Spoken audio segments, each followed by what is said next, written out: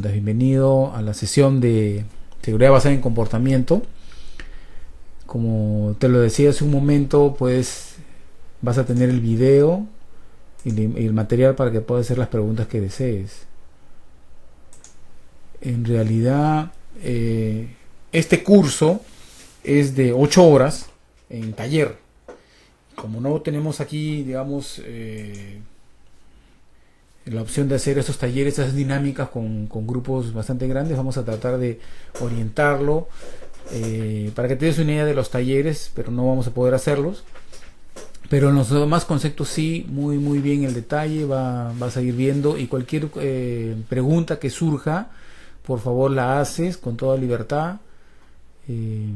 Levantas la mano, envías la pregunta por la opción preguntas o de chat. Ok, empezamos. Entonces, esto es seguridad basada en comportamiento, y ahora hemos adicionado el tema de coaching. No sé si el término sea muy conocido, pero en realidad lo que siempre tratamos de explicar es que este tema de la seguridad basada en comportamiento es un tema que siempre está en dinámica, está agregándose siempre herramientas, ¿no? Pero que siempre trabaja con la parte humana, ¿no? Y ahora vas a ver varias cositas que queremos mostrarte. Algunas otras para mañana se irán complementando. Para nuestra sesión de hoy, déjame comentarte un poco acerca de los requisitos de lo que es el coaching y lo que es un curso de coaching aplicado a la seguridad basada en comportamiento. Son 3 cositas muy pequeñas, muy simples, pero que es necesario precisarlas, ¿ya? El coaching requiere 3 elementos. Uno es el compromiso del cliente en este caso, a quien tú le vas a aplicar este proceso de seguridad basada en comportamiento. Él tiene que sentir que hay una confidencia, o sea, que lo que tú vas a trabajar con ellos es confidencial, y además uno debe ser consciente de que se trata de un proceso, no de una acción puntual. Vale la pena hacer esta precisión porque en realidad a veces uno quisiera obtener resultados inmediatos, pero en el tema de comportamiento no es así. Sin embargo, sí podemos tener la certeza de que trabajando sostenidamente el comportamiento se va a ir modificando, y vas a ir viendo varios ejemplos de modificaciones inmediatas, pero que hay que sostenerlas. Necesariamente, siempre el tema de las reglas es una herramienta que desde ya ayuda a que el comportamiento de las personas se modifique. En este caso, quiero plantearte 4 preguntas para las cuales quisiera que tú tomes alguna postura, ¿no? La primera es ¿qué compromiso deseas asumir tú para sacarle el máximo provecho a este curso?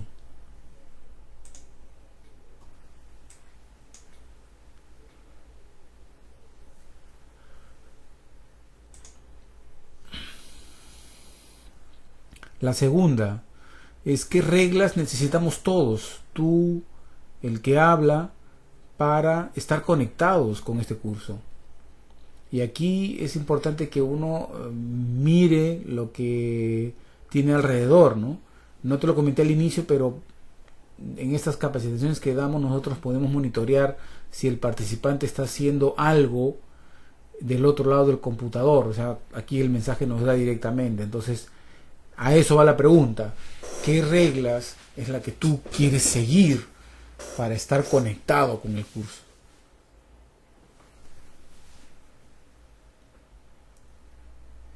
La tercera es ¿qué deseas hacer con las dudas que te vayan surgiendo?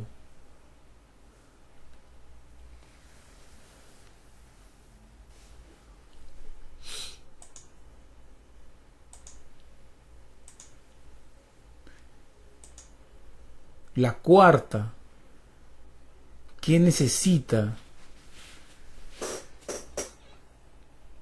este tiempo para ti, para hacer o decir antes de cada sesión y estar realmente presente aquí?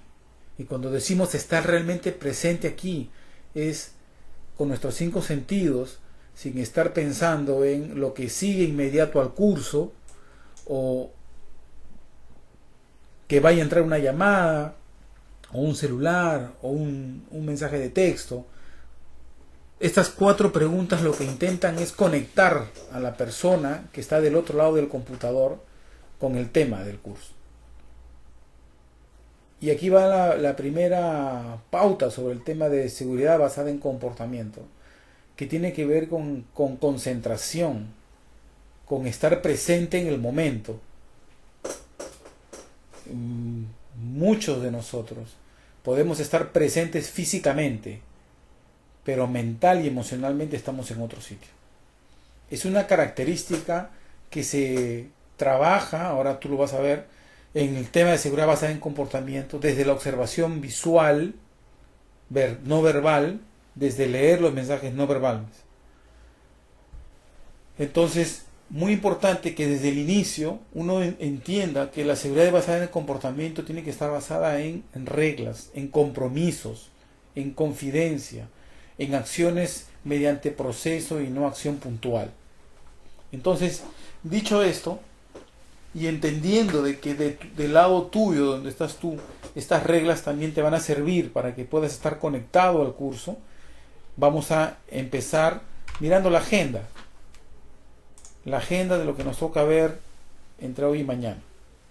Ciertamente es amplia, y en cada punto lo que pretendemos es pintarte todo el panorama de lo que existe, ¿no? Es poco probable que uno pueda aprender todo esto directamente, pero teniendo ya la información a la mano, es mucho más fácil crear algún programa de implementación de todo esto que te vamos a mostrar hoy. Entonces, en el temario principal, como tú puedes ver, tenemos temas desde sistema de gestión, coaching aplicado, modelos de aprendizaje, criterios operacionales,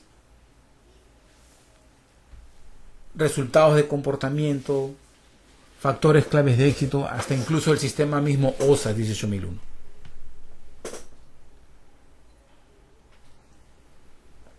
Si hay algo aquí que tú quisieras, digamos, que se toque en cualquier momento, por favor lo escribes y avanzamos. Vamos. Entonces, quiero empezar compartiendo contigo algunos conceptos. Fíjate que a mí me han ayudado muchísimo a entender qué significa seguridad basada en comportamiento. En alguna oportunidad llegó a mis manos un manual de psicología de la seguridad de un psicólogo americano llamado Scott Geller. Y en uno de sus capítulos él decía: la seguridad es una constante lucha con la naturaleza humana. Eso me dejó pensando al punto de confrontarme con en qué trabajo estaba yo. Y entonces tomé conciencia de que efectivamente la seguridad basada en las personas tiene que ver con una batalla permanente. Es una tarea que no acaba con los meses, con los años. Es una tarea de sinfín, porque el ser humano es complejo. Y entonces me topé también con otra frase, ¿no?, de Sócrates, que decía, así como está escrito ahí: si continúas haciendo lo mismo, seguirás teniendo los mismos resultados. Y esto significa que cuando uno ve que las cosas no cambian, es hora de cambiar la estrategia. No inmediatamente. Ciertamente esto tiene que ver con el famoso PHBA. Y acá déjame hacerte una pregunta. ¿Cuál de estas dos frases, o alguna o ambas, conectan con tu experiencia y de qué forma? Quiero que te tomes 3 segundos para revisar esto, para ver qué nivel de conexión tienes con estas dos frases.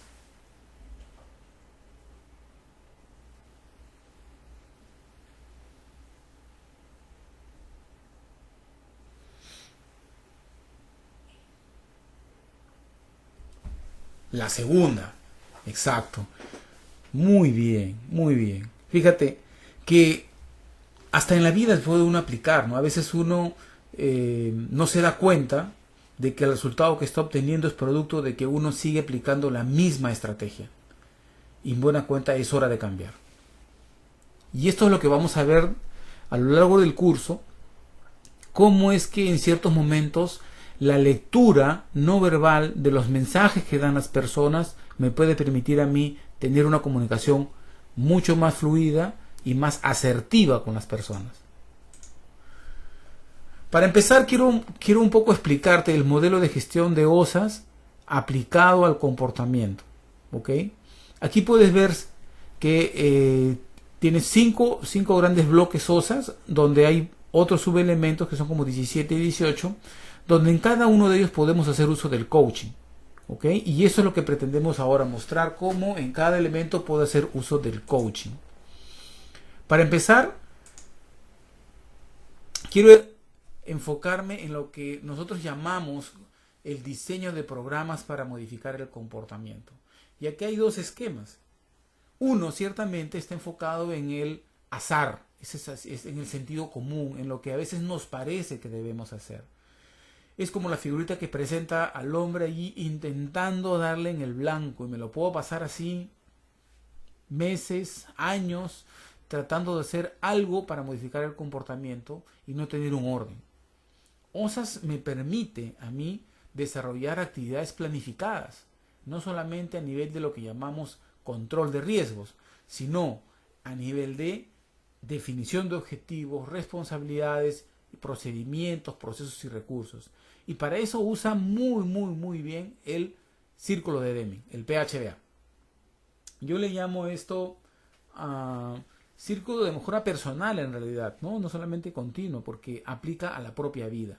Y para modificar el comportamiento de las personas, nosotros tenemos que entender que el gran paso es planear acciones para modificar el comportamiento. Yo tengo un dicho aquí: un comportamiento modifica otro comportamiento. Y esto es así. ¿Por qué?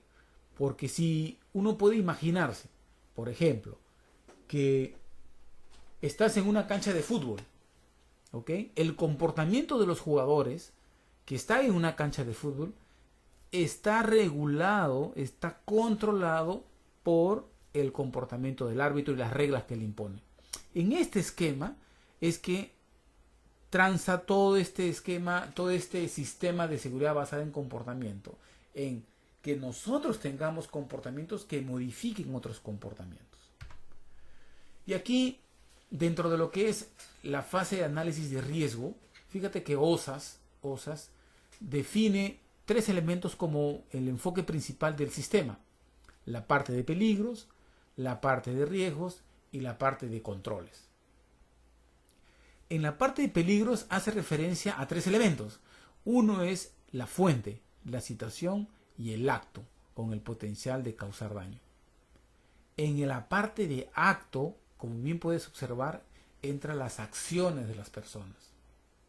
En la parte de fuente entra lo que es la parte de energía, y en la parte de situación lo que no entra en lo primero ni en lo tercero.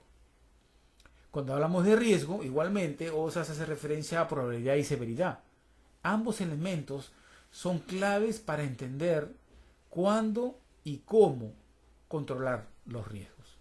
Y en la parte de controles tienes una lista de tareas rutinarias, no rutinarias, actividades del personal que contrata, y en el punto número 4 OSAS hace referencia a la gestión del comportamiento, la capacidad y otros factores personales.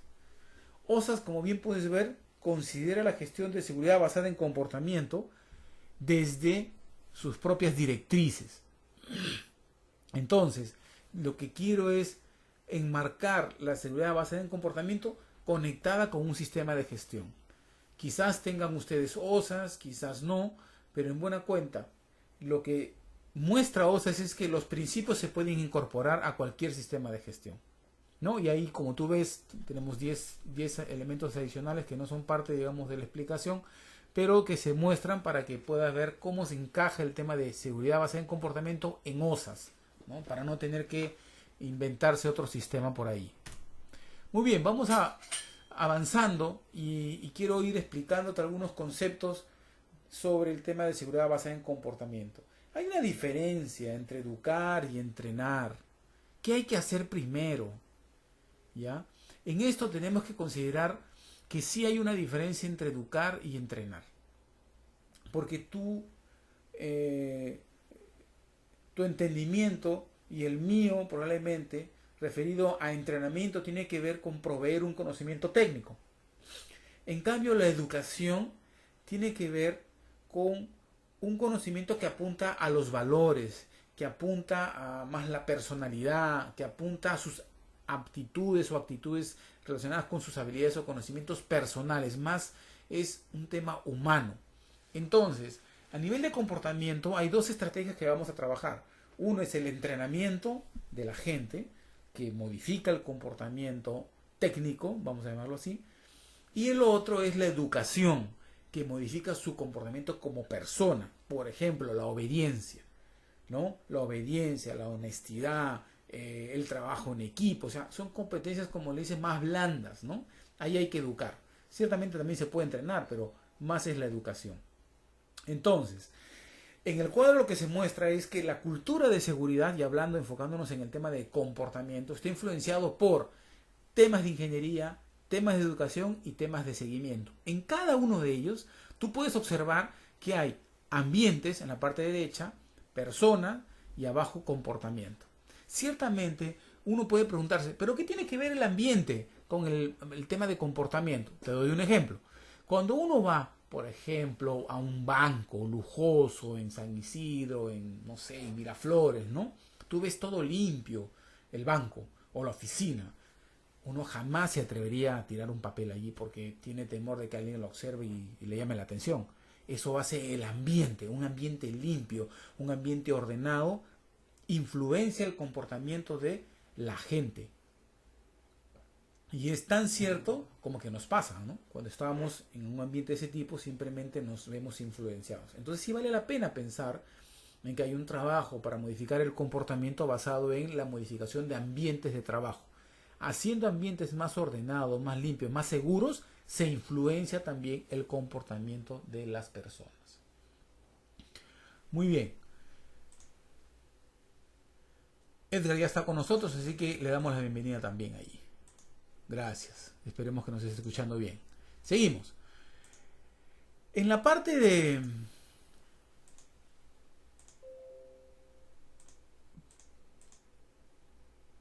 Perdí conexión. Aquí estamos. Muy bien.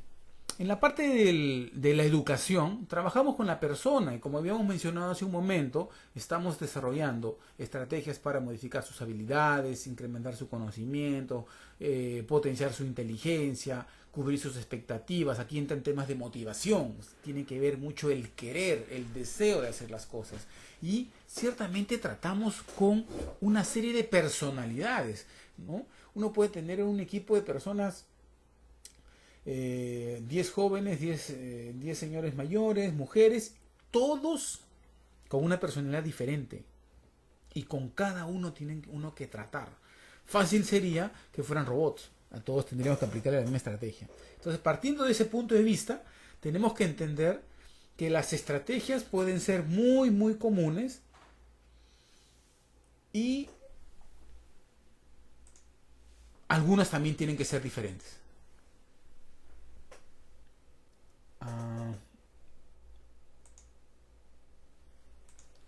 A ver, algo nos ha pasado con la presentación. Déjeme chequear. Ahora sí, listo.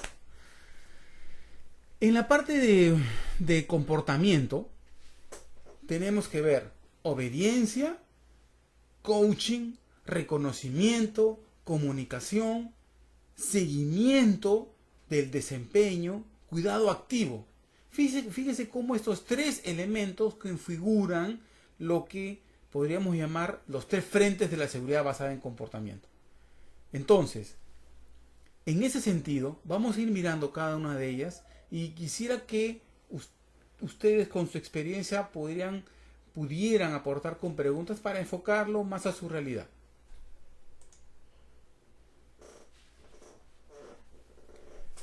Las fases del crecimiento de un sistema de gestión de seguridad basada en comportamiento fundamentalmente está orientado a entender que hay un proceso de crecimiento.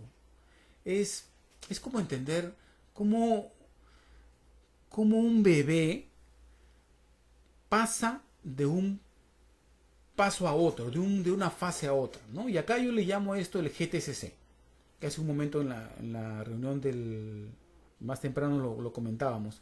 El GTCC tiene que ver con entender el proceso de evolución de lo que es seguridad basada en comportamiento, de alguna estrategia de gestión, de cualquier herramienta que uno implemente.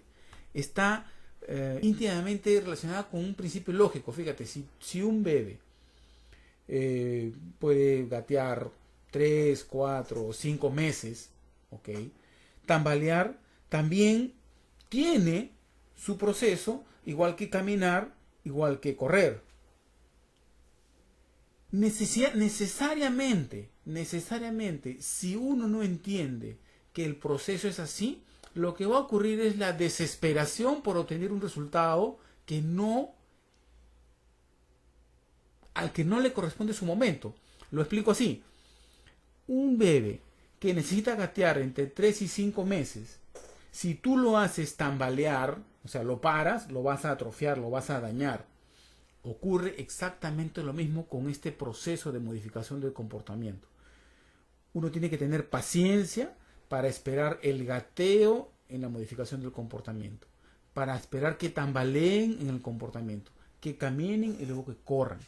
No se puede hacer todo a la vez. Es un error, un craso error, pensar que el comportamiento de las personas se puede modificar en cuestión de meses. No es correcto pensar así.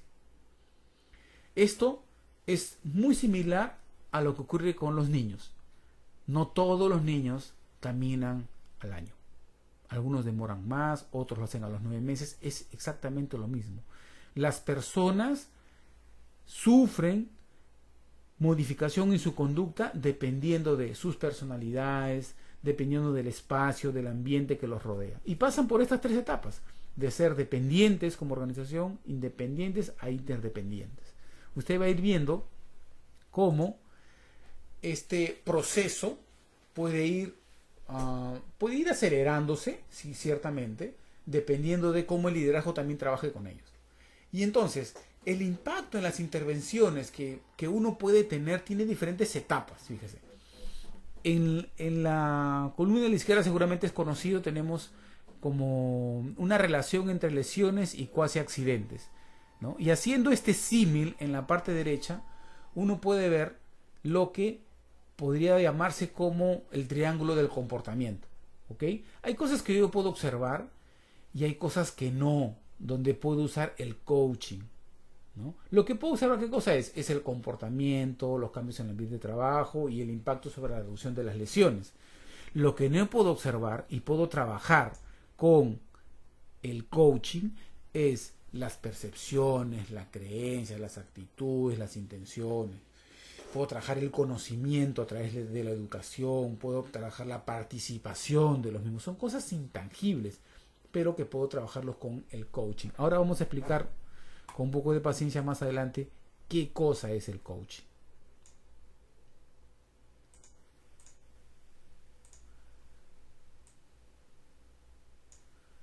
En esta lámina que ya espero se esté mostrando, puede uno mirar todas las herramientas para medir el impacto de las estrategias que uno va a usar sobre el tema de comportamiento. Por ejemplo, en la primera, ¿qué medimos? Reducción de lesiones. ¿Cómo medimos? A través de reportes de accidentes, casi accidentes, costos de accidentes, temas netamente tangibles. En ¿qué cosa resulta? Tengo frecuencia, número de lesiones y gastos monetarios. Así en ese símil puedo ir bajando e ir reconociendo en dónde puedo aplicar el concepto de coaching, por ejemplo. Cambios en los ambientes de trabajo cuando estoy haciendo auditorías de orden y limpieza. Cuando estoy haciendo temas de comportamiento netamente, observación directa, coaching. Cuando estoy viendo el tema de aptitudes, percepciones, en las entrevistas, coaching. En evaluación de actitudes seguras, coaching. En el tema de conocimiento puedo aplicar coaching, cómo valorar el conocimiento. En el tema de opiniones también, coaching. Todo lo que está marcado en rojo, lo que está significando es que esta herramienta de coaching se puede usar allí. Y ahora vamos a ir viendo poco a poco cómo va desplegando esto. ¿Qué es lo que causa mayormente los accidentes? Las estadísticas a nivel nacional, por lo menos en minería y en otros sectores, muestran que los actos inseguros son los causantes del mayor porcentaje de accidentes. Seguramente en esta parte podemos reconectarnos con la frase de Geller, que era: la seguridad es una constante lucha con la naturaleza humana. Y efectivamente parece ser que es bien cierto que la naturaleza de los actos inseguros, la tendencia del hombre a hacer las cosas de manera más rápida, tomando atajos, es una lucha permanente. Entonces, dentro de las estrategias que vamos a mirar, hay que entender qué cosa es un comportamiento, ¿no? Y por dónde debo empezar a trabajar. Un comportamiento básicamente está enfocado en tres cosas que dan a luz el comportamiento o acto seguro o inseguro. Uno de ellos, el poder hacer, que le llamamos aptitud. Otro es el saber hacer, que le llamamos conocimiento. Y otro de ellos es el querer hacer, que le llamamos actitud. Yo puedo ver el comportamiento siempre que lo pesque, pero lo que sí puedo mayormente ver es el resultado del comportamiento, es lo que sucede, lo que ocurre, lo que deja el comportamiento que se ejecutó. Se observa generalmente después de los actos, ¿no? Entonces, en este esquema que está viendo usted en pantalla, tiene resultado de comportamiento, que es lo que yo veo que queda, el comportamiento, que es el acto que puedo pescar en su momento. Por ejemplo, para entendernos, un comportamiento es cuando yo veo que la persona se está colocando el cinturón de seguridad. Eso es un comportamiento. El resultado es cuando veo a la persona pasar con el cinturón ya colocado, ¿cierto? Esa es la diferencia entre comportamiento y resultado de comportamiento. Estos dos elementos que están encadenados tienen la influencia de tres factores. El poder hacer, que tiene que ver con la capacidad física, mental, ¿no? La aptitud, como dices, eres apto. Aptitud tiene que ver con la palabra apto, ¿no? Aprobado físicamente, no tiene ninguna excusa, no tiene algún tipo de malformación o lesión o disminución de alguna capacidad física o mental. ¿Qué tiene que ver esto con comportamiento? Te voy a contar un caso. En algunas operaciones mineras, ¿ok?, hay túneles muy bajitos, ¿no? ¿Por qué? Porque los trabajadores de la sierra son bajitos. Entonces, existen registrados accidentes de personas que han sufrido lesiones a nivel de la cabeza, de la parte superior, por la estatura, ¿cierto? O sea, someter a una persona alta a una labor baja implica incrementar el riesgo de accidente. Y eso tiene que ver con la aptitud, con el apto. Entonces, a nivel ergonómico, fundamentalmente, lo que se evalúa es la persona adecuada al puesto adecuado para garantizar que la aptitud está conforme. También aquí entra el factor psicológico, vamos a verlo más adelante, cómo las evaluaciones psicológicas pueden determinar si la persona es apta o no apta para el puesto. Chequeado esto, determinado esto, que la persona es apta para el puesto, uno puede verificar el tema de conocimiento. ¿Sabe hacer su trabajo? ¿Conoce los procedimientos para los cuales ha sido contratado? Es una responsabilidad darle a las personas esa garantía de que saben todo lo que tienen que hacer. Y eso tiene que ver con el entrenamiento. También tiene que ver con la educación. Lo más importante y lo más difícil con lo cual luchamos todos los hombres de seguridad es con la actitud, con el querer hacer. Pero allí entra el coaching. Usted lo va a ver. Cómo trabajar la actitud. Es poderoso y es hermoso también cómo uno puede ir desarrollando una relación con la gente. Entonces quiero que usted recuerde muy bien el cuadro que le presento, ¿ya? El comportamiento, si no lo logro pescar, lo puedo ver en su resultado. Y este a su vez está influenciado por tres cosas. Siempre que yo quiera trabajar un comportamiento, tengo que pensar en los tres elementos. Voy a trabajar primero la aptitud. O sea, puede hacer lo que le estoy pidiendo que haga de manera segura. Es un chequeo importante. Por ahí hay que empezar.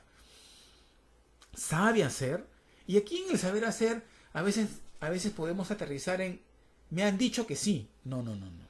No se trata de que me han dicho que sí. Se trata de ir a verificar registros de asistencia, de evaluación, porque muchas veces las capacitaciones terminan en un registro de asistencia y no en un registro de evaluación para medir la brecha que se ha cubierto. Entonces, muy importante entender que cada uno de estos elementos deben chequearse antes de llegar a trabajar el tema de la actitud, el querer hacer. En el tema del querer hacer están las creencias, sus valores, sus paradigmas, sus propios pensamientos personales, su falta de motivación, sus ideales, su propósito de vida, o sea, temas de familia, relaciones matrimoniales, hijos. Y ahí está mismo también el tema del error crítico, que lo vamos a ver con el programa Safe Start. Muy bien. Y efectivamente, pues eso no es observable, ¿no? Lo que sí puedo observar es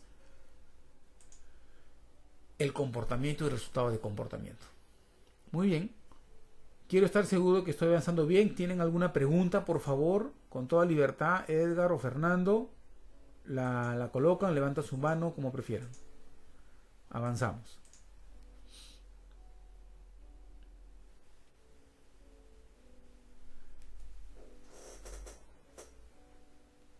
El entrenamiento y capacitación relacionado con el riesgo psicológico. Fíjate ese cuadro. Hablábamos hace un momento del tema de aptitud. Y tiene que ver con 3 categorías. Esta estadística que le mostramos aquí tiene una base real. Es de una empresa que implementó un proceso de evaluaciones psicológicas para sus trabajadores, que al cabo de unos años, cuando yo dirigía el departamento de seguridad, hicimos un balance, ¿no?, de todos los que se habían accidentado. Decidimos hacer una evaluación de cuál era el perfil de estas personas que se habían accidentado. Y lo que resultó era que entre el 60 y 70% de estas personas estaban ubicadas en la categoría 2 y 3. La categoría 2 y 3 tiene que ver con que estas personas no eran aptas para el puesto o eran aptos parciales, o sea, cumplían parcialmente el perfil. Uno podría preguntarse, decir, pero ¿cómo siendo no aptos y aptos parciales estaban en la empresa? Hasta ese momento habíamos permitido que ingresaran, porque no entendíamos básicamente cuál era el impacto de esto. Pero cuando encontramos esta estadística muy real, nosotros nos dimos cuenta de que había que tomar una decisión, una acción, respecto a que no podíamos permitir el ingreso de gente con el nivel 3. ¿Y cuál es el significado de esto en relación con temas de seguridad? Es bien simple. Te voy a contar una experiencia. Durante las capacitaciones que tenía con estos trabajadores, yo cada 10 o 15 minutos le preguntaba a ellos, ¿qué entendiste? Por ejemplo. Y entonces ellos lo primero que hacían era levantar la mirada. No respondían. Nuevamente seguía explicando 10 o 15 minutos y volvía a preguntar a otra persona. Y nuevamente levantaban la mirada y no entendían y no respondían. Entonces, luego de terminar la capacitación, iba y verificaba el perfil psicológico, el cual era el número 2 o el número 3. Lo que significa, en términos prácticos, es lo siguiente. Una persona no apta o apta condicional es una persona solamente más lenta para aprender. Su nivel de comprensión lectora, que es una habilidad que se mide en el colegio, es bien baja. Tiene que ver así con, si usted le da una instrucción, por ejemplo, de 2 páginas, él lo va a leer, pero no lo va a entender. Porque cuando usted le pregunte, dime qué entendiste, él lo primero que va a hacer es levantar la mirada hacia el cielo buscando una respuesta que jamás va a encontrar. Entonces, eso nos indicó que estas personas necesitaban más horas y una metodología diferente para aprender. ¿Qué es metodología diferente para aprender? Metodología vivencial, ¿no? Al ser adultos, tener en el caso de la gente de la sierra, tienen un nivel, digamos, de educación mucho menor, de menor calidad. Ellos aprenden más por experiencia. Entonces modificamos los programas de capacitación haciéndolos más prácticos que teóricos. Sin embargo, también había que prestar mucha atención al cambio de trabajo, ¿no? En estas operaciones mineras, básicamente, las personas trabajan en diferentes lugares cada ciertas semanas, cambian turnos. Entonces, lo que había que entender era que al mover a estos trabajadores de un puesto a otro, había que tener cuidado con las nuevas órdenes, porque estas nuevas órdenes iban a tomarle tiempo en ser asimiladas. Esa era básicamente la conclusión de este análisis. Y ya actualmente sé con bastante certeza de que el grupo 3 no está siendo aceptado en esta organización, lo cual definitivamente impacta sobre los niveles de controles de riesgo, ¿no? Sería muy interesante que todas las empresas manejaran este tipo de control, porque así tendrían certeza de que la persona que están contratando cumple el perfil de expectativa de la dinámica del puesto. Muchas veces podemos contratar a una persona por la experiencia, ok, perfecto, pero si yo la cambio de puesto, simplemente estoy haciendo que se exponga más al riesgo. Eso es el significado de esto.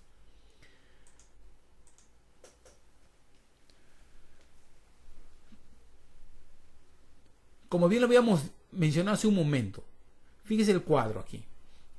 Para cada una de estas categorías definimos controles.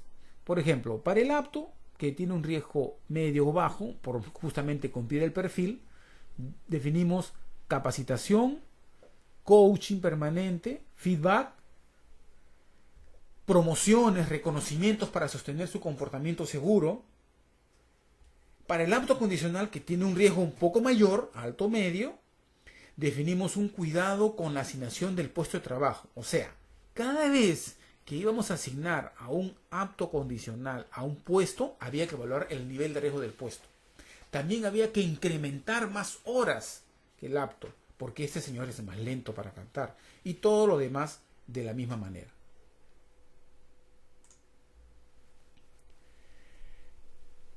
Y en el último control agregamos supervisión estricta, casi permanente.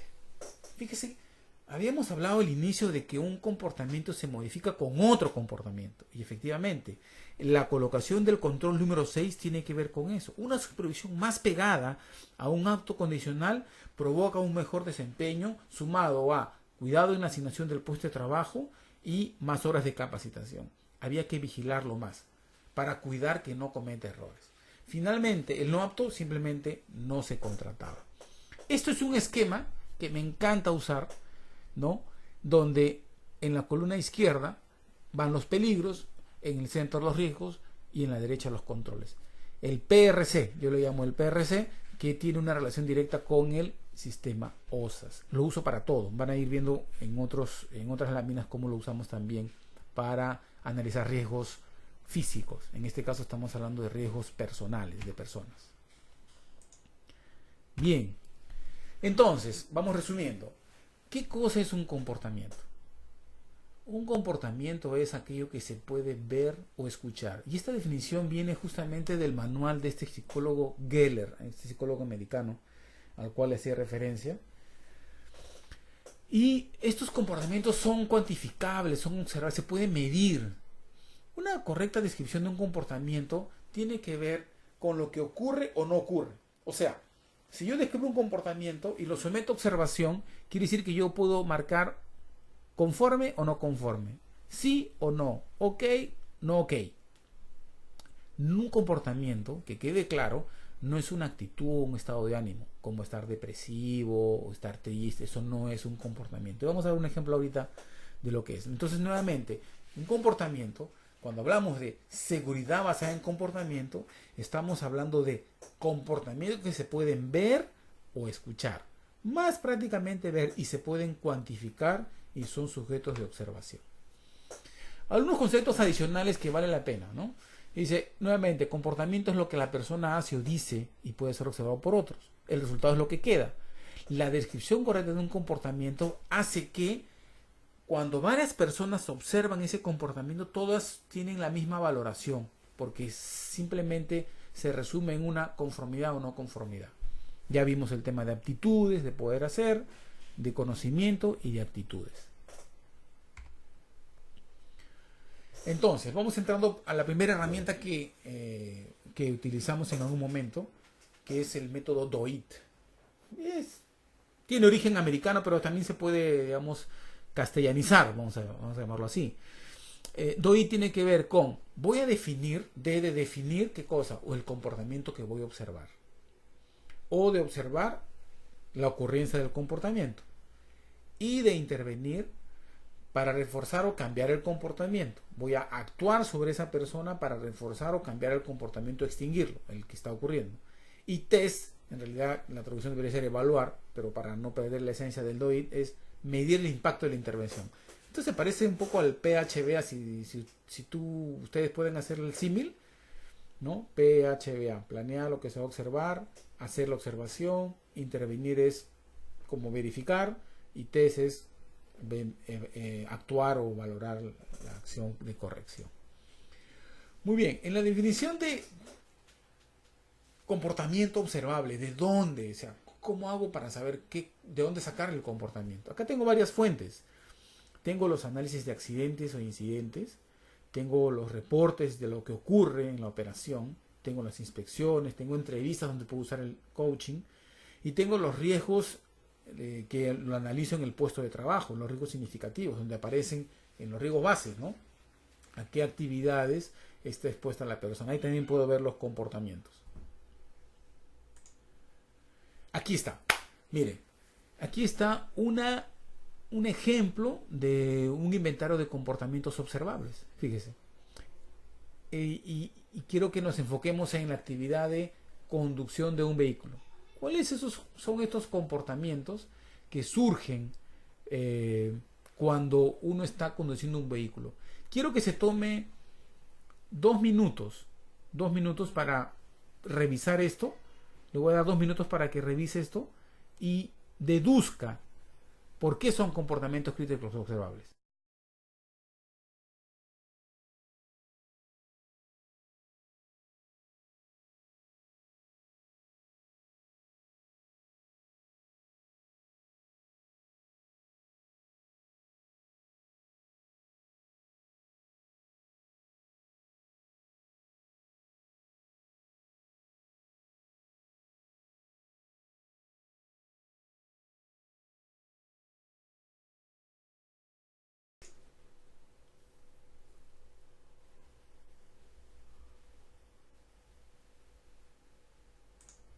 Bien, si desean pueden compartirnos algo que han encontrado allí.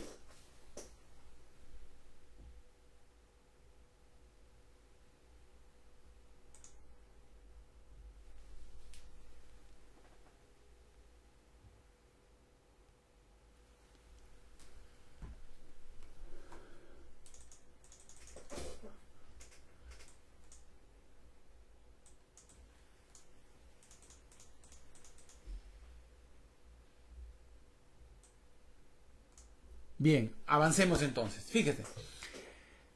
Puede observar que hay palabras que están en rojo,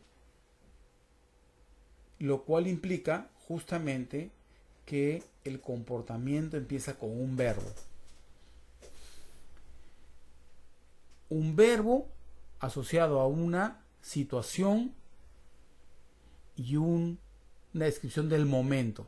¿Qué, cuándo o dónde? En el primero, por ejemplo, usa cinturón de seguridad durante la conducción de un vehículo. Es la actividad que estamos evaluando. El de abajo dice, activa la luz direccional.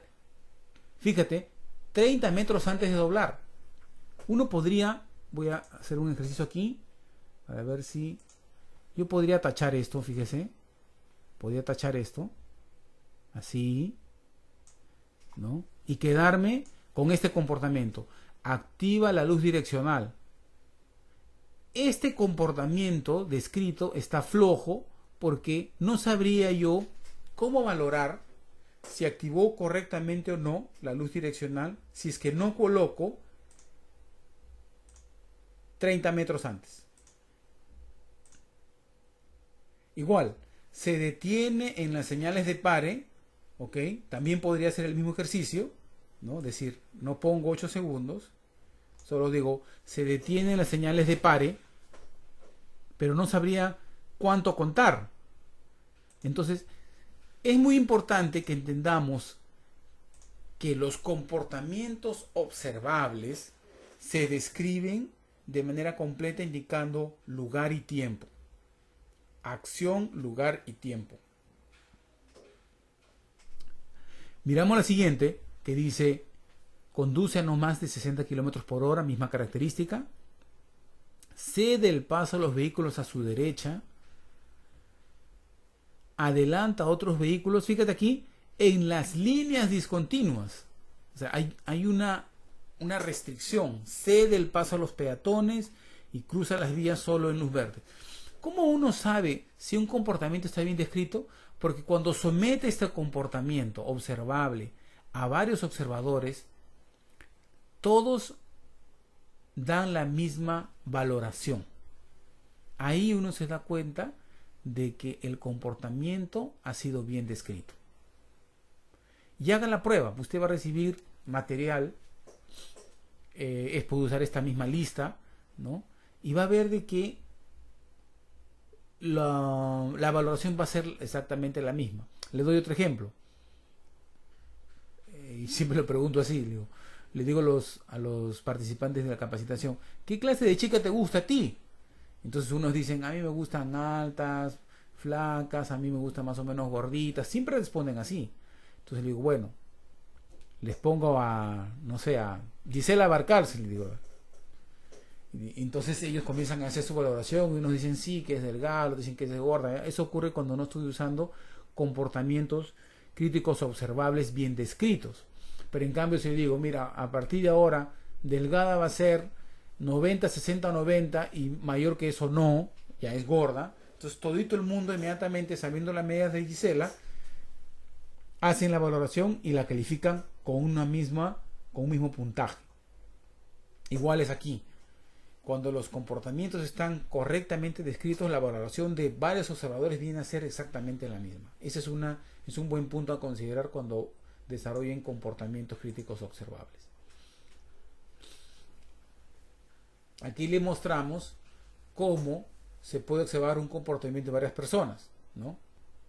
Arriba se pone el cargo observado y el comportamiento. Por ejemplo, ¿no? Puedo observar a los choferes, aquí arriba. Aquí arriba puedo poner a los choferes, ¿no? El cargo que estoy observando son los choferes. El comportamiento observado es uso de cinturón de seguridad, del copiloto, de él mismo, ¿no? Tipo de trabajadores y el observador. Son de empresas, son de compañía, de dónde son. Y pongo los nombres de las personas que voy observando aquí.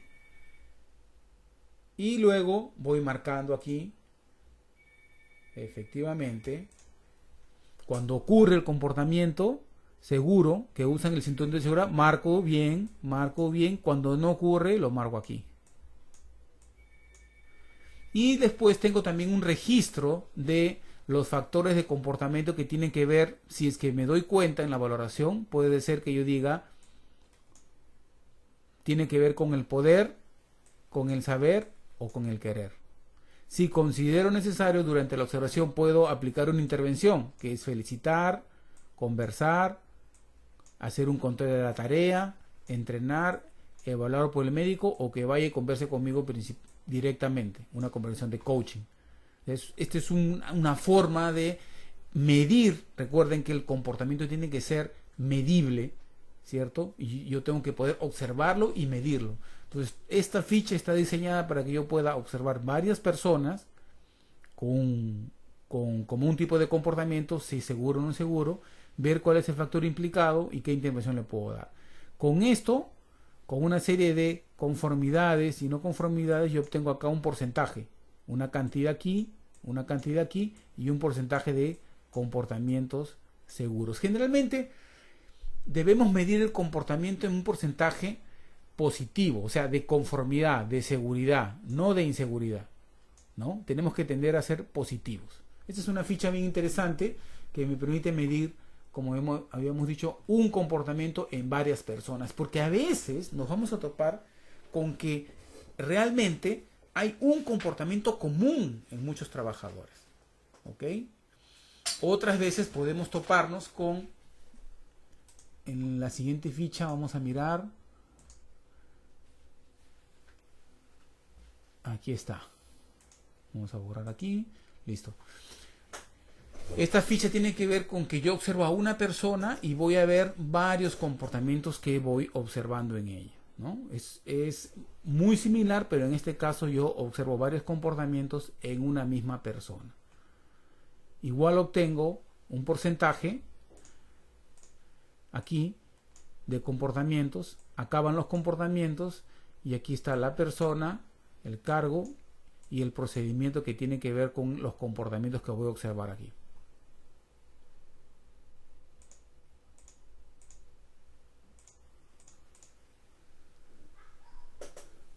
Esto lo aplicamos en un plan piloto. Usted va a ver, por ejemplo, acá tiene un modelo de un comportamiento que estábamos evaluando con ellos, fue el de orden y limpieza, y descrito así: las cosas en su lugar, lo inservible en el tacho. Un comportamiento específico, ¿no?, con los trabajadores, porque todo era desorden, cosas tiradas. Entonces decidimos poner acá el nombre del supervisor, ¿no?, el comportamiento observado que se iba a observar en ellos, que era el tema de las cosas en su lugar y lo inservible en el tacho, y una serie de alternativas aquí del 1 al 20, donde íbamos a ir marcando la respuesta a la observación dependiendo de a qué trabajador cogíamos, ¿no? Y luego el cálculo, que es bien simple aquí, simplemente una suma de comportamientos seguros e inseguros divididos con el número de comportamientos seguros. Y acá está el programa. Fíjese cómo traje el programa. Vamos directamente al programa. Se definió lo que se quería lograr, ¿no? ¿Qué cosa era? Era definir el comportamiento que se quiere modificar, lo que habíamos visto. Definamos qué comportamiento, en este caso era el de orden y limpieza. Después había que hacer una acción para lograr, o sea, la intervención era la acción sobre el comportamiento. Inmediatamente evaluar el nivel de logro, o sea, el impacto de la intervención, y finalmente cambiar lo que se hace hasta lograr el estado deseado, o sea, modificarlo hasta que logremos el comportamiento. Y fíjese la curva, ¿no? Esto fue en cuestión de semanas, ¿no? Empezamos con un nivel de 10 a 15%, y dramáticamente en 3 días subió, 3 a 4 días subió al 60% y luego llegamos al 80%, ¿no? Luego la curva empezó a subir y bajar, pero lo que nos dimos cuenta era que efectivamente había un impacto inmediato. El resto de actividades que debíamos continuar sosteniendo tenía que ver con premiaciones, por ejemplo, reconocimiento al buen desempeño, ¿no? Ahí está el supervisor de la mina en este caso, premiando a un trabajador. Están compartiendo un lonche. Era un momento sumamente agradable, ¿no?, de ver los resultados. Ahí presentábamos resultados, ¿no?, de cómo habían avanzado. También presentábamos las fotos, por ejemplo. Este lo recuerdo muy bien porque aquí esto es un buzón que necesita un tapón. Y llegamos a conversar con el trabajadora y preguntarle: ¿por qué no pusiste el tapón? Bueno, sí, comenzó a dar unas excusas. ¿En cuánto tiempo lo pones? Vamos a ver, unos 15 a 20 minutos. Ponlo entonces. Pues, y efectivamente, no le tomó más de 20 minutos poner el tapón. Y producto de eso, en la reunión, se le mostraba lo que él había hecho, ¿no? La sensación del reconocimiento del logro era un efecto que lo influenciaba positivamente, en el sentido de sí lo puedes hacer. Esta técnica de usar el antes y después les permite a ellos visualizar su logro tangible, no solamente a través de palabras, sino que él puede ver y decir: sí, lo hice yo. 2, hay gente que lo está reconociendo, que está bien, mi supervisor me ha reconocido también, ¿no? Y efectivamente hay una mayor seguridad en el trabajo que estamos haciendo. Finalmente se daban cuenta de que no era nada del otro mundo, no era nada complicado. Estas listas de verificación que acabamos de mostrar pueden ser de diferentes tipos, pueden tener enfocar diferentes actividades. Uno puede tomar los procedimientos de trabajo y extraer de ahí los comportamientos, empezar a medirlos y trasladarlos a bases de datos que uno puede trabajar con tablas dinámicas si es que uno tiene un software. Ya cuando esto empieza a crecer, sí es necesario un software. En mi experiencia he desarrollado 3 veces software y la verdad que te alivia muchísimo tener herramientas como estas, porque ya no tienes que estar repitiendo trabajos manuales. Lo que muestra esta gráfica es el comportamiento en 2 años de la curva del comportamiento propiamente, el nivel de seguridad de cumplimiento de procedimientos, de comportamientos seguros. Fíjense cómo empezamos cerca del 60%, luego sube un poquito más casi al 70%, ¿no? Y por aquí al final está casi en el 80%, ¿no?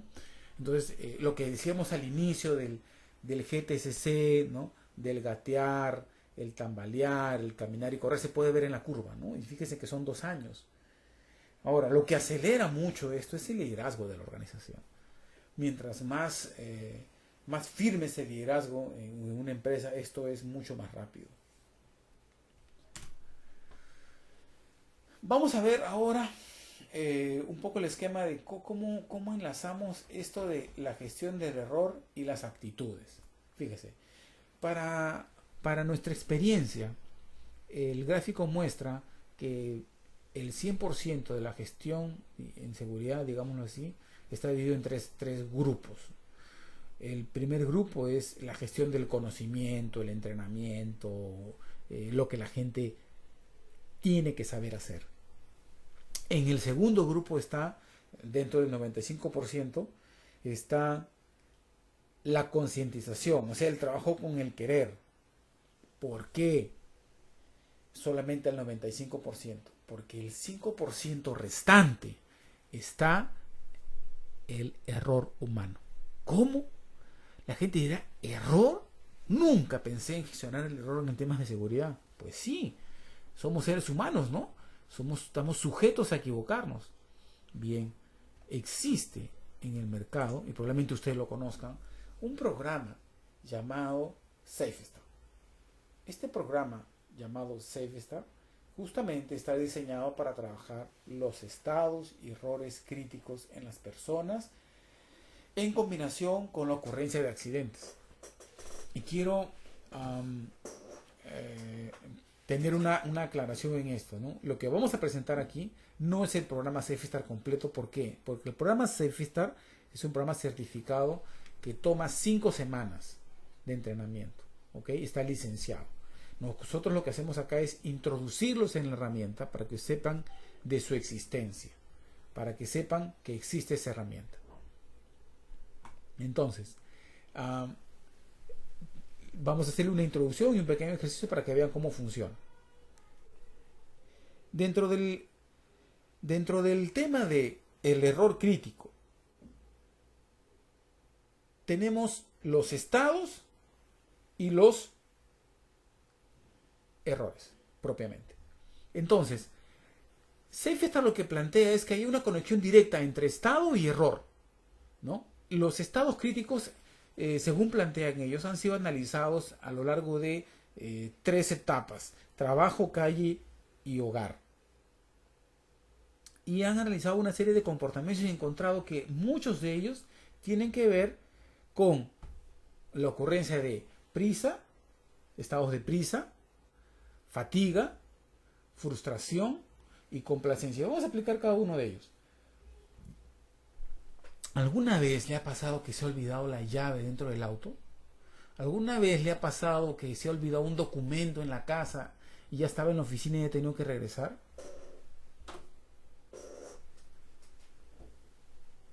Si le ha pasado, eso es la prisa. Ellos explican que la prisa es un elemento, es un elemento que le hace a uno saltar el paso seguro. Uno está pensando en lo que viene después de lo inmediato. A ver, me explico. Por ejemplo, una persona que está conduciendo y está apresurada por llegar al trabajo porque va a llegar tarde. ¿En qué está pensando? Está pensando en llegar al trabajo. No está pensando en el semáforo, no está pensando en el carro que está delante, no está pensando en la velocidad. Entonces lo que hace la prisa es trasladarte a lo más importante en lugar de pensar en los controles de riesgos primarios. Si uno, por ejemplo, está caminando rápido, está mirando el reloj, ¿ok? Puede tropezarse con un hueco y caerse. Ah, ¿en qué está pensando? En llegar rápido, no está pensando en caminar. Eso es prisa. Fatiga. Tiene una conexión similar. Estoy pensando en que estoy cansado y que quiero llegar a casa y no pienso más. Frustración, mi mente está en un problema. Complacencia, estoy acostumbrado a hacerlo lo mismo. Hacer lo mismo siempre.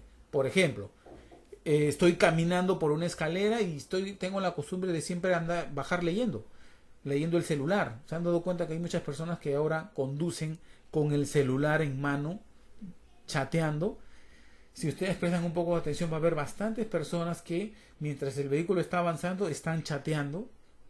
Eso es complacencia. Ya se están acostumbrando a trabajar así, a trabajar, a conducir, a caminar, a hacer cualquier actividad. Entonces, estos 5 estados críticos están presentes durante la ocurrencia de un accidente, pero en la medida que van a provocar un error crítico. O 4 juntos. ¿Cuáles son los errores? Ojos no en la tarea, mente no en la tarea, entrar o permanecer en la línea de fuego, perder el equilibrio, tracción o agarre. ¿Cómo se explica eso? Cuando la persona está apurada, no tiene los ojos en la tarea de riesgo, ni su mente en la tarea de riesgo. Ejemplo, la persona está conduciendo rápido al trabajo. ¿En qué está pensando? En llegar rápido al trabajo. O sea, no tiene la mente en la tarea de conducir. Y los ojos probablemente los tiene mirando el reloj, mirando hacia adelante y no mira hacia arriba el semáforo, errores clásicos. Y eso puede hacer que él entre en la línea de fuego. Ahorita vamos a mostrar la figura de qué cosa es la línea de fuego. Fíjense. Aquí está. En realidad esto es parte de un taller que ustedes van a tener para poder practicar y tener una mejor experiencia de la herramienta. Pero fíjese por ejemplo aquí en esta persona, la primera persona. Voy a tomar el lápiz, pluma. Aquí está la flecha. Aquí, ¿a dónde está mirando la persona? Hacia su derecha. ¿Dónde está la línea de fuego? En esta proyección, justo sobre su pie. La pesa sobre su pie. Esta persona no tiene los ojos y probablemente la mente en la tarea que es sacar la pesa, ¿cierto? Y probablemente la combinación de este acto, que puede ser que ella esté en prisa, frustración, que es algo que no se ve, generalmente esto es muy personal, lo que se ve son el error que va a cometer. Producto de ese error, la pesa caiga sobre su pie. Veamos otro ejemplo. Aquí, por ejemplo. Esta persona, figura número 8. ¿Qué está haciendo? Está leyendo y caminando a la vez por las escaleras. Entonces, no tiene los ojos definitivamente en la tarea. No tiene los ojos porque está mirando parece una revista. No tiene la mente porque está pensando en otra cosa. No entra en la línea de fuego, no hay esta línea, pero sí puede perder el equilibrio, tracción o agarre. ¿Se da cuenta? Si vemos aquí, por ejemplo, el motociclista, ¿no? La figura número 4, no sabemos si tiene los ojos simplemente en la tarea, no lo sabemos, esto sí es una incógnita aquí. Pero lo que podemos ver es que hay una línea de fuego proyectada, ¿no? Ahí está la línea de fuego. Puede chocar o atropellar a alguien, entonces sí podríamos marcar aquí.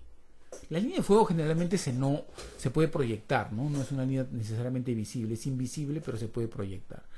Acá, por ejemplo, en el caso del vehículo, el número 5, ¿no? También está, fíjese, ahí está la línea de fuego que está cayendo y hay otra que es de pase, son 2 líneas de fuego, o sea, marcaríamos aquí. Y así cada uno de estos ejemplos uno puede practicar y entender de que cuando uno está en un estado de prisa, fatiga, frustración o complacencia, uno puede cometer cualquiera de estos errores críticos. ¿Que cómo lo sé? Porque he recibido el entrenamiento y cuando empecé a practicarlo me di cuenta de todos los errores que yo estaba cometiendo. Siendo hombre de seguridad, me di cuenta de todos los errores que estaba cometiendo. Y cuando empecé a entrenar a otras personas, también me decían lo mismo. Me he dado cuenta de estos errores porque la herramienta funciona muy bien en cada persona. ¿Ya? Empieza por la parte personal. Ciertamente el externo puede observarte, pero trabaja mucho en la parte interna después del entrenamiento porque le ayuda a uno a reconocer los estados críticos bajo los cuales uno puede estar sujeto. Bien, antes de pasar al tema de coaching, quisiera ir sondeando para Edgar y Fernando, si nos están escuchando aún, si tiene alguna pregunta relacionada con lo que acabamos de pasar.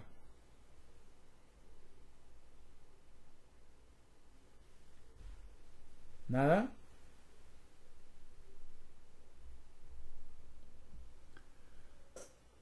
Todo claro. Qué bueno, Fernando.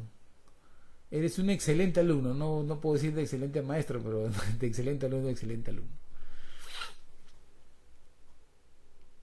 Bien, Edgar creo que se nos fue. Déjame confirmar si estamos en línea con él o algo ha pasado con su conexión.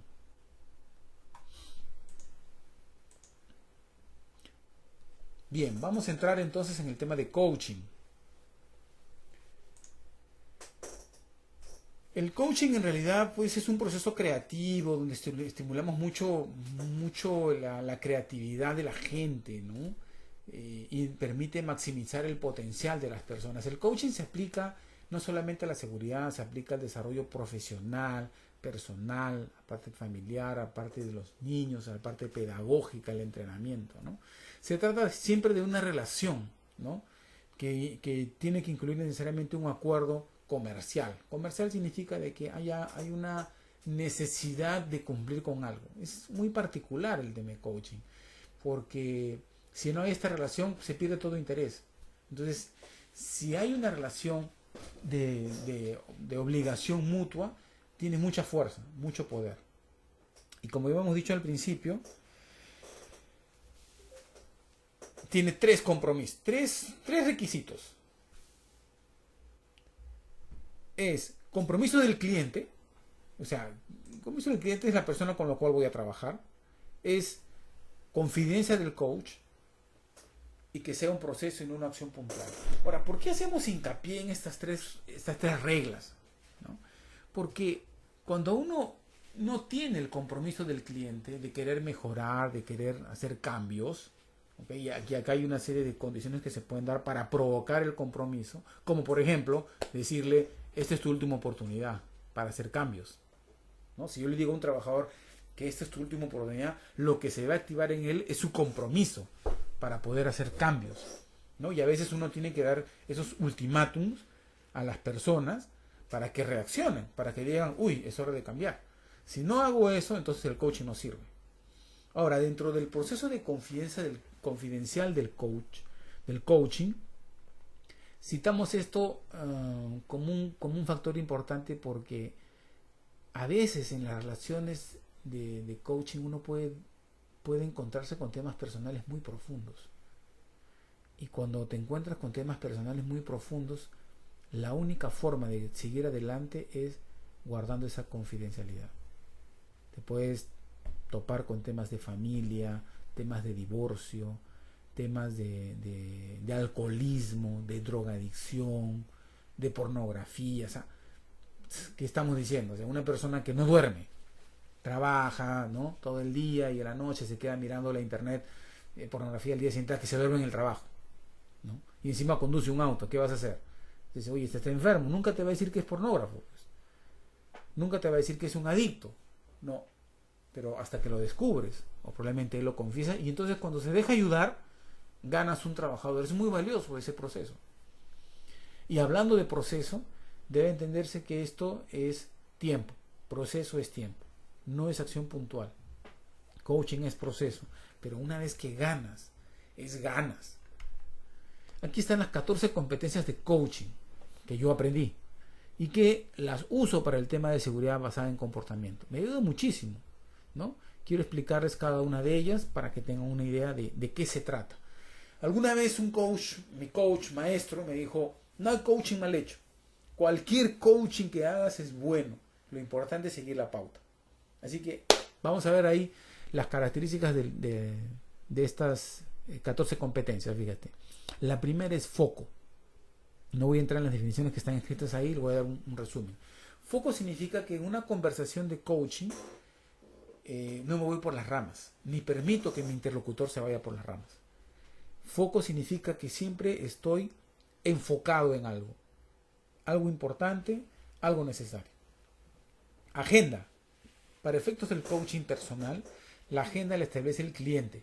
Me toca a mí descubrir con mi interlocutor, con la persona con la cual estoy trabajando seguridad basada en comportamiento, cuál es la agenda de él, qué tema trae él para ayudarlo a salir de eso. De repente trae un tema financiero, ¿no? Anda molesto, anda enojado, no se junta con el equipo, tiene un problema financiero, no lo sé. Pero la agenda la trae él.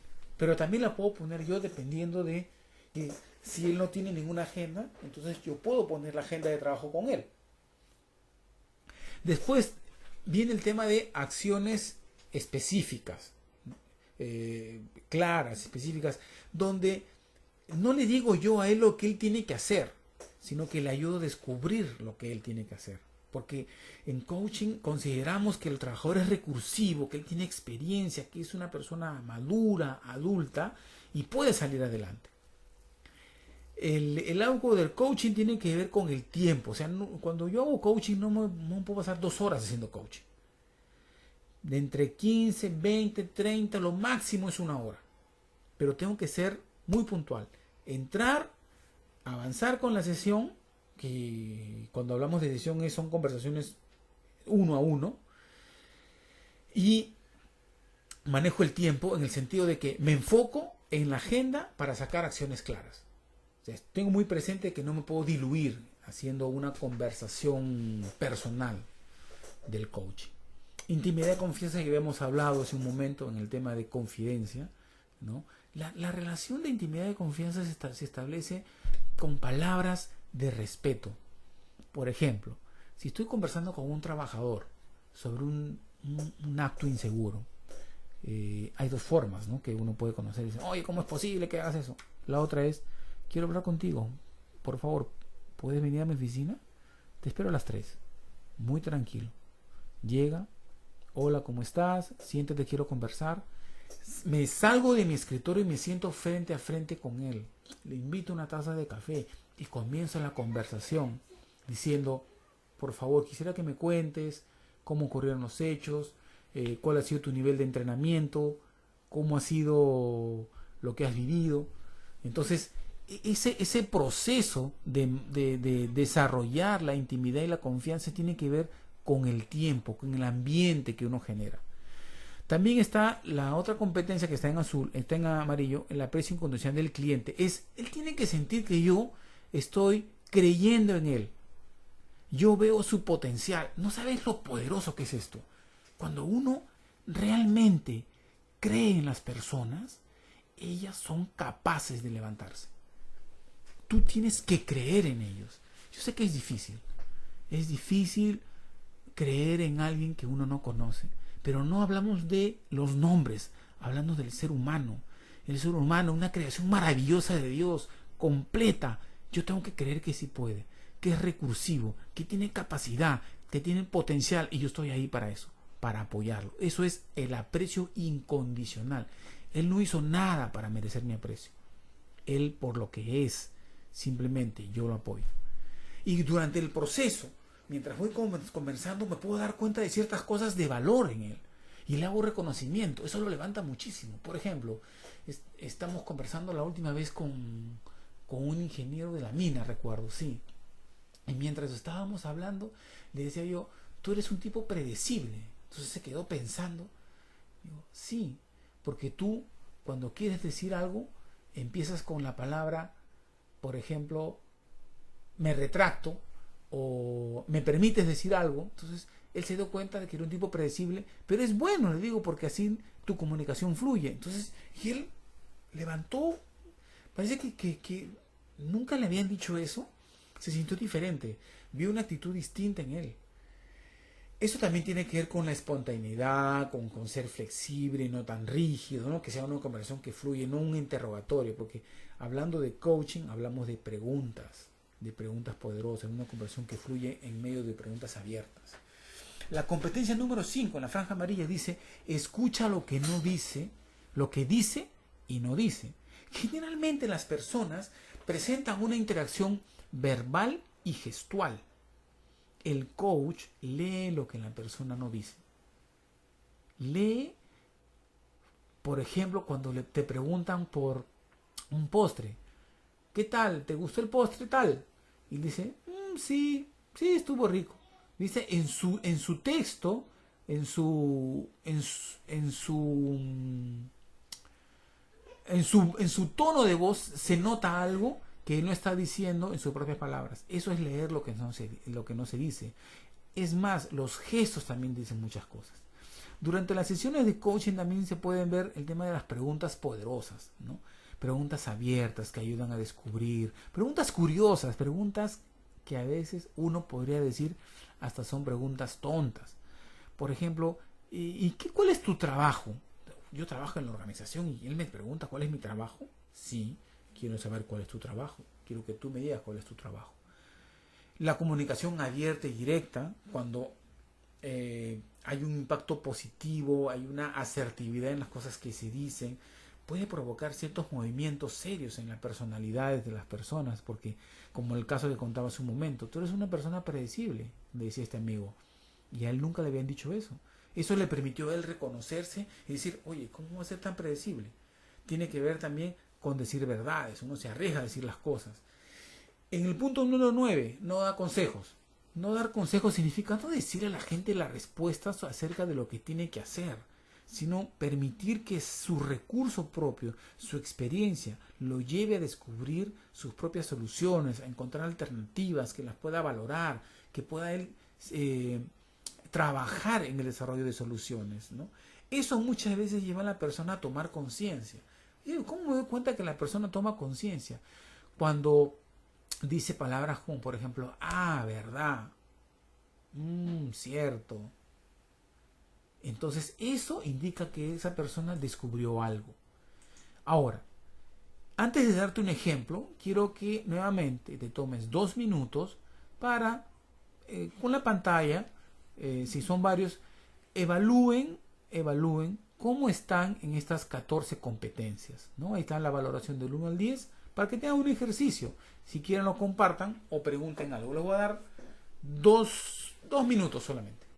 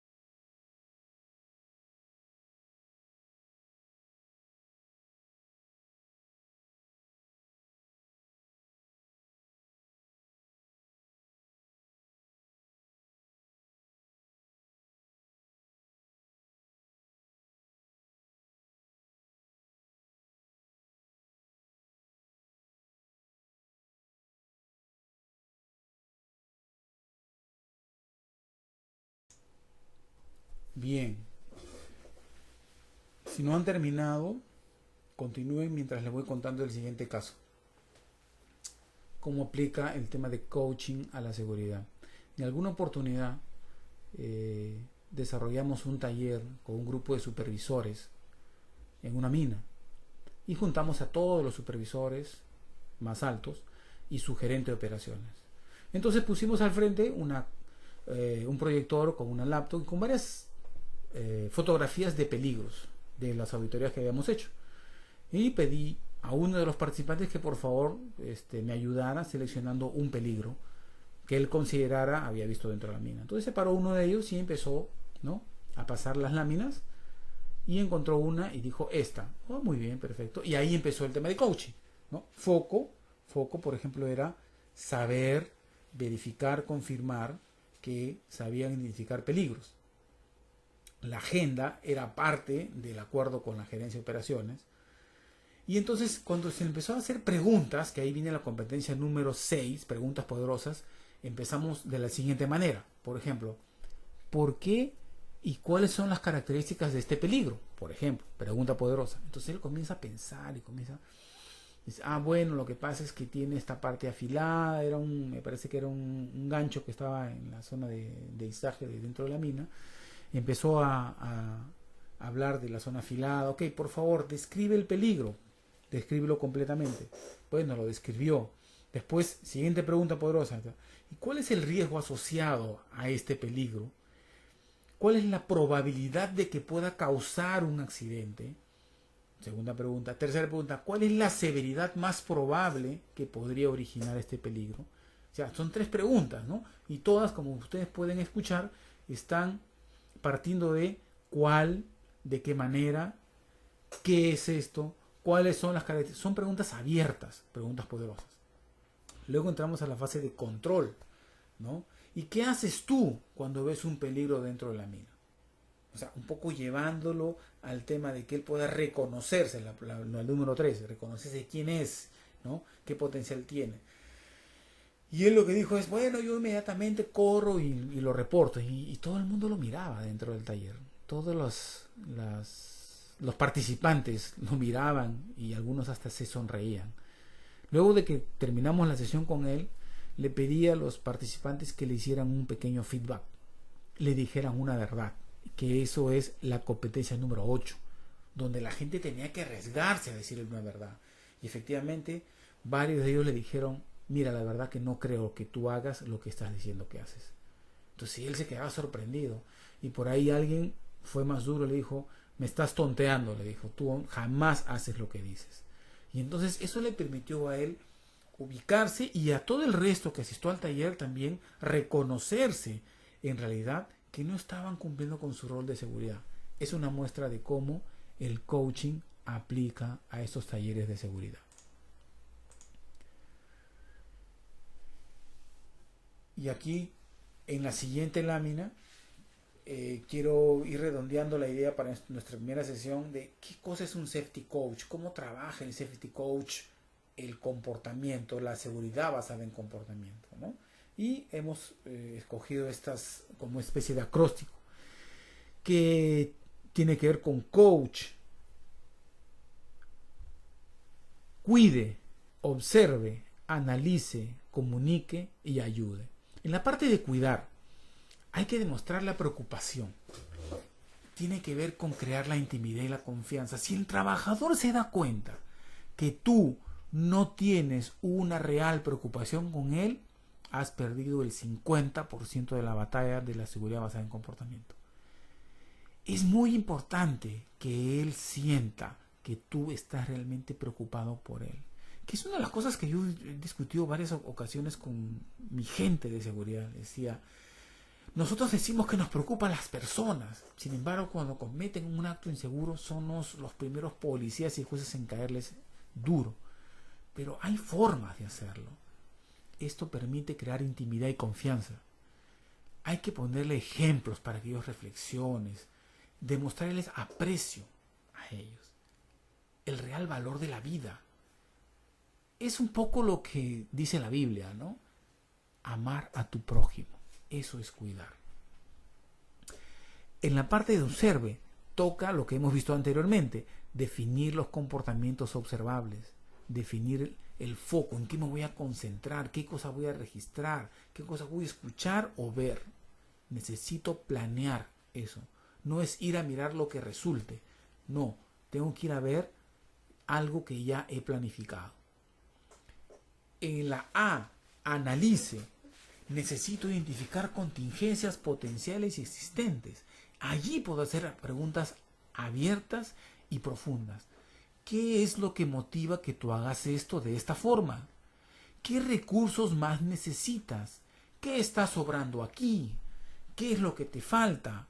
¿De qué manera podemos hacer más seguro tu trabajo? Es la parte del análisis del comportamiento, donde yo investigo con el coaching por qué está ocurriendo este comportamiento en la parte del poder hacer, saber hacer y querer hacer. Comunique. Alguien me dijo una vez que por algo tenemos dos orejas y una boca. Entonces tenemos que escuchar atentamente y comunicar también abiertamente. Conversar con las personas utilizando el coaching implica que yo use mi intuición, observándolo en cuanto a lo que no dice, pero sí dice en su tono de voz y en sus gestos faciales, en sus posturas. Esta comunicación es muy intuitiva, pero está basada en una conexión entre las personas, en una conexión basada en una preocupación real. Esto es muy importante. Fíjese que el cuidar y el comunicar tienen una relación directa.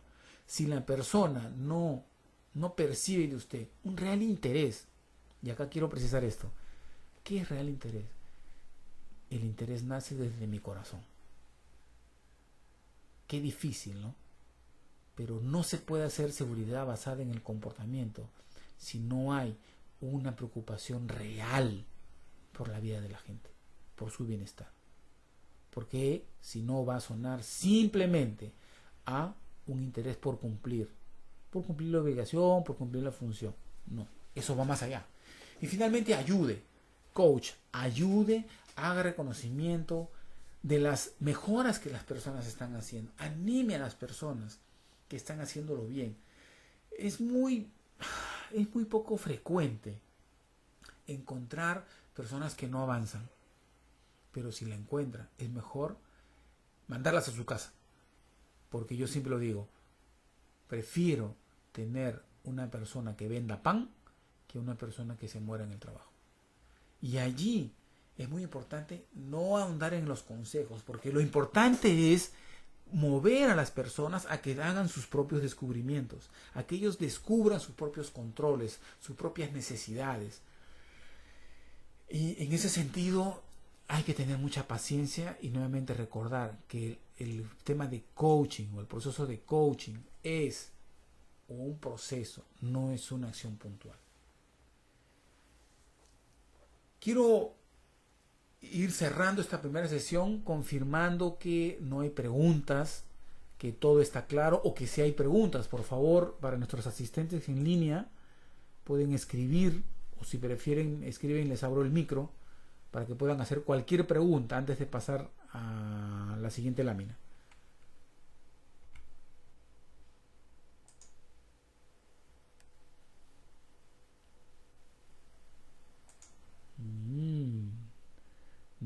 No tenemos preguntas. A ver, Edgar, por favor, adelante. ¿Quieres escribir o quieres quitar el micro? No lo sé. A ver, voy a intentar abrir el micro.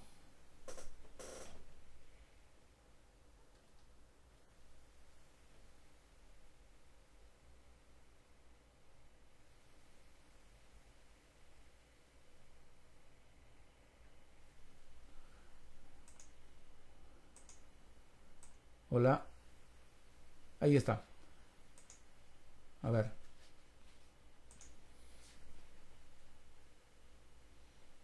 ¿Te escuchamos, Edgar, o prefieres escribirlo?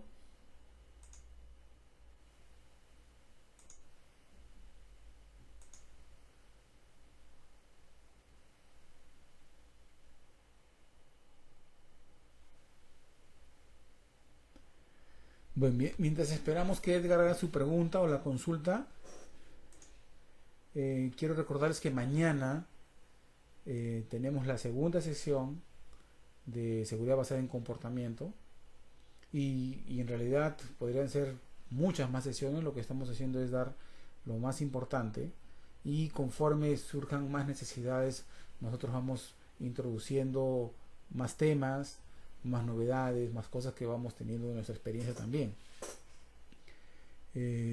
Estamos incorporando coaches de otros países, de Colombia, de Ecuador, de Chile, del mismo Canadá. Estamos en contacto con ellos para poder brindarles a ustedes más apoyo. A ver, confírmanos, Edgar, por favor, si hay preguntas. Fernando.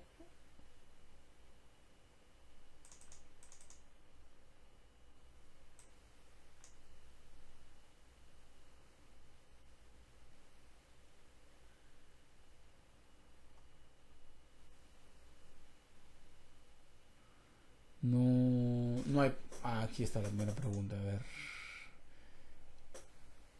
Era que no había ninguna consulta, Edgar. Ok. Ok, gracias, gracias entonces. Bueno. Ok. Entonces, vamos a ir cerrando con un par de temitas más. Propiamente de coaching, ¿ya? Fíjense que la cultura de la excusa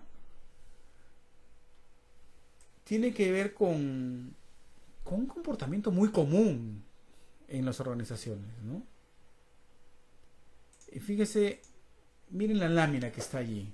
Quiero que la revisen un par de minutos, ¿no? Y qué cosa ven, qué cosa es lo que ustedes pueden rescatar de allí. Hablando del tema de observar, o sea, leer lo que está diciendo la figura, los mensajes, ¿no? ¿En qué relación tiene esto con la seguridad, por ejemplo?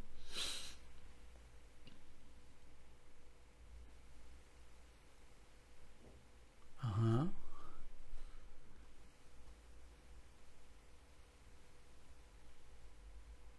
Este es un ejercicio bien interesante para cualquier participante, porque generalmente están acostumbrados o estamos acostumbrados a observar, a mirar, no a observar, a mirar.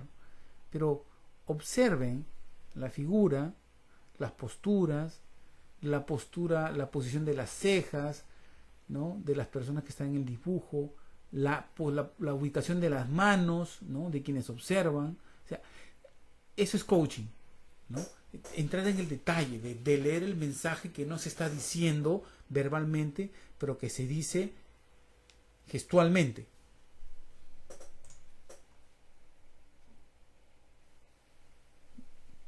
Así es, Edgar. Muestra indiferencia, sí. ¿Cuál es? Ahí hay un globo ahí, hay un mensaje ahí que no le he mostrado todavía, pero quiero preguntarles qué cosa creen que está en el mensaje. ¿Qué cosa es lo que va a aparecer? Porque ahorita va a aparecer el mensaje.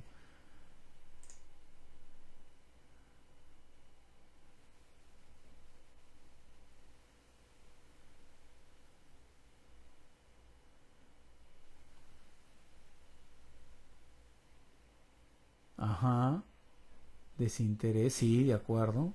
Pero ¿qué es lo que creen que va a aparecer? Vamos a mostrarlo. Esa persona dice, debe ser uno de esos experimentos, pobre, debe ser, o sea, como decía, alguien me dijo una vez, cualquier excusa es buena para no hacer lo que se tiene que hacer. ¿Recuerdan eso? Y entonces las personas en el ámbito de la seguridad van a inventar cualquier cosa cuando no se quiere hacer, cuando no se quiere estar involucrado. Y entonces, quizás hayan tenido la misma experiencia que yo, les provoca mucho enojo escuchar a una persona que teniendo que hacer algo que le corresponde hacer por moral, por obligación, te pone una excusa tonta, una excusa inaceptable. Debe ser uno de esos experimentos de psicología. Pero podría pensar otra cosa. Podría pensar, lo asaltaron, sufrió un paro cardíaco, se desmayó. Pero la excusa tiene que ver con el no involucramiento. Y aprendamos acá a reconocer algo dentro de nuestras organizaciones, ya a nivel de seguridad. Cuando alguien no quiere hacer algo de seguridad, lo que está haciendo es ponerme una excusa para no involucrarse. Y entonces ese mensaje es, ¿qué tengo que trabajar primero?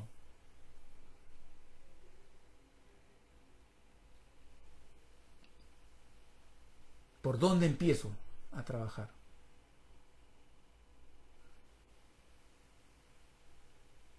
Por el involucramiento, por la participación de la gente.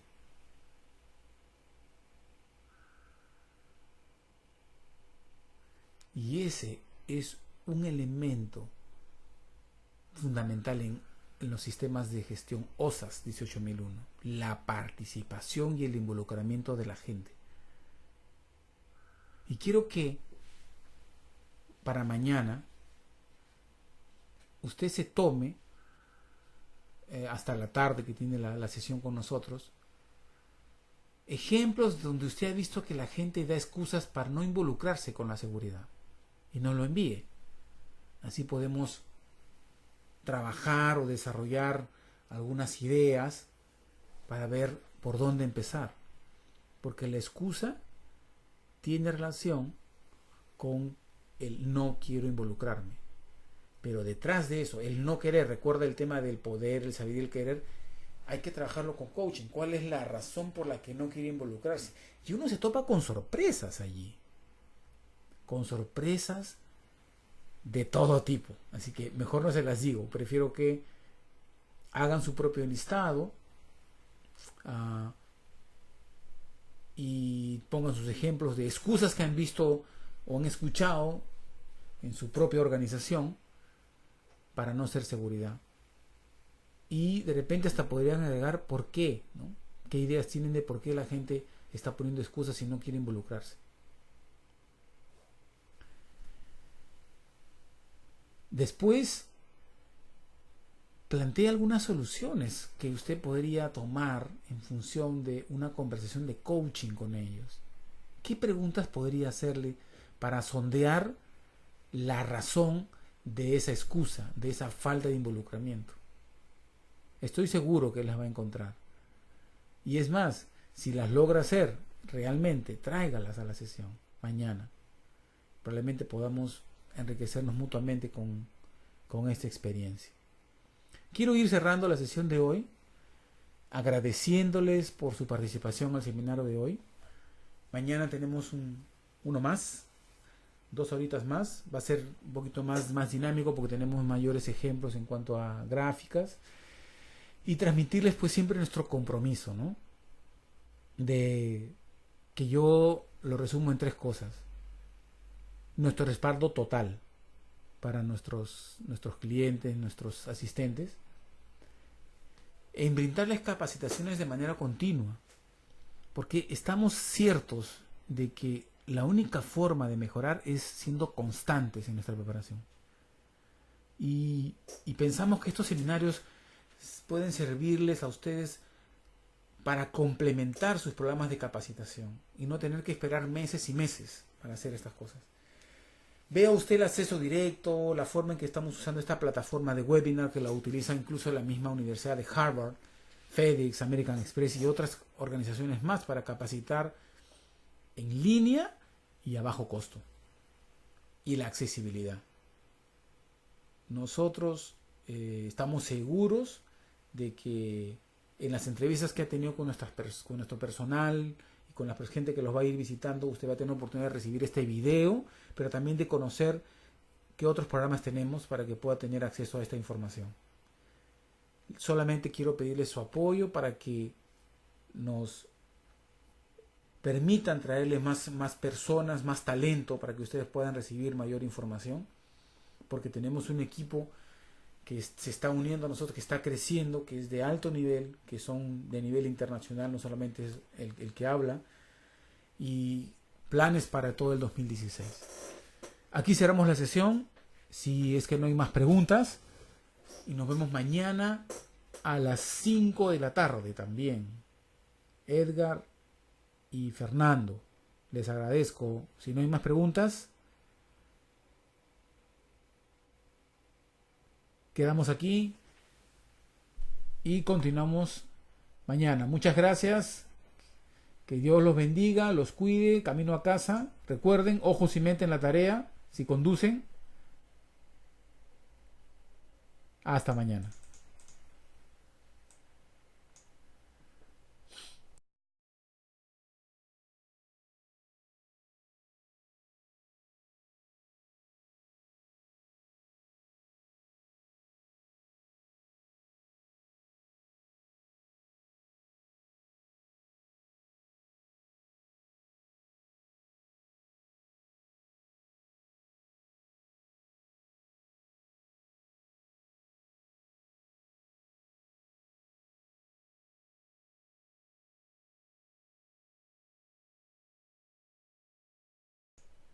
Julia, ¿puedes hablar? Julia. Julia. ¿Por qué no tiene micro conectado? Ya te llamo al fijo.